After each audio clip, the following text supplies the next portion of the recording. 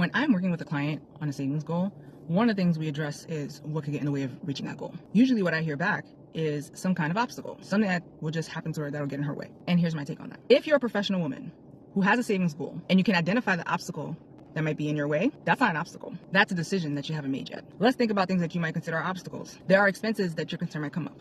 Car repair, medical expenses, a vacation coming up. What this actually is a decision that you get to make. What is your priority right now? Either this goal comes first or it doesn't. And your budget should reflect the decision you're making. Now, does that mean you're gonna have to deprive yourself in order to achieve the savings goal? No.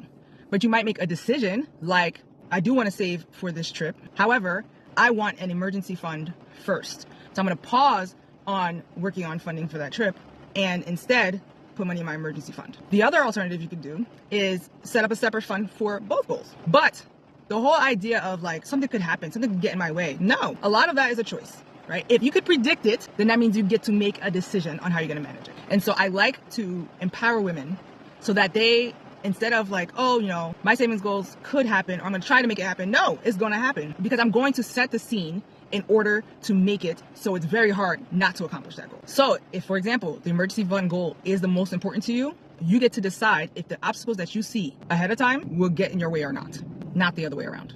Hope this helps.